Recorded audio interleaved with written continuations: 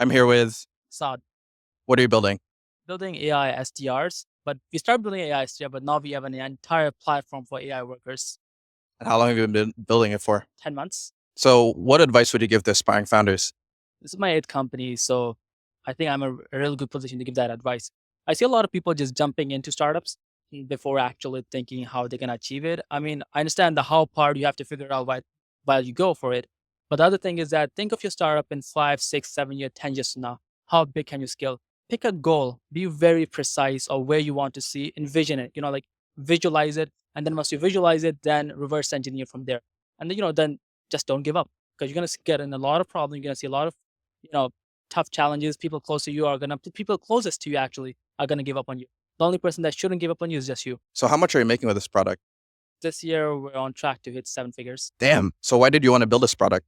I used to scale startups before this, as that was my last company, and this was a problem I was facing for myself. So I was like, okay, why not just build it for myself? To be honest with you, I was lazy. I could only take 3 companies a quarter every 2 quarters to help them scale.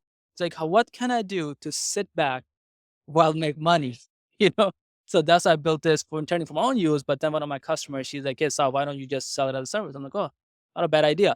Then I started selling it. And now we're here after 10 months. If you were to start over your company again, what would you do differently? To be honest, I'm really happy with where I am. But if I could change something, it would be, like you hear this phrase is fail fast. I will fail faster. What I mean by that is in the beginning of starting this company, instead of going and hiring the right people at the right time, which, you make mistakes. I hired some people and I had this gut feeling, hey, this person is not going to be a good fit for me. I still give them a chance. Now I understand that if you're with a big company, but as a startup, once you have that feeling, you gotta cut your losses and move on faster. What's been your biggest challenge so far, and how did you overcome it? Biggest challenge so far was, having not enough capital. To be honest, I come from nothing. I came from a tiny village in the Himalayas of Pakistan, right? From the foothills of Himalayas, where we didn't even have electricity. And now I'm here in New York City and I have an entire tech company.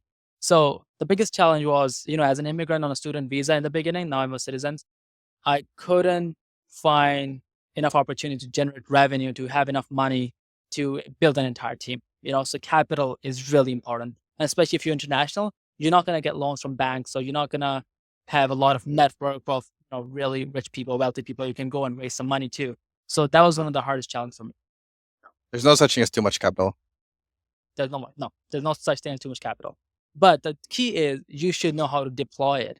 Okay. Because a lot of times I see founders, they raise a lot of money, but then they have no idea what to do with it. They're just putting in savings account and getting money out of it. I mean, I understand the idea behind it, but if it's my money I'm giving as an investor, I can put in saving myself. You should go and deploy it to make sure it's working for you, right? Not just sitting somewhere and just, making you monthly revenue on.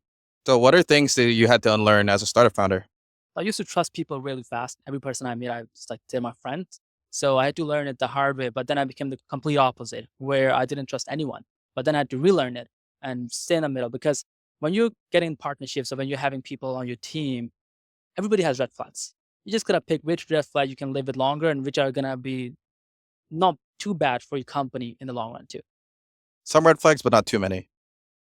Whatever you can handle. That's the main point.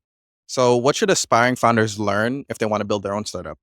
I think people nowadays, I've seen a lot of people, they give up too fast, right? So if you want to be a really great founder, I think 2 things are really important.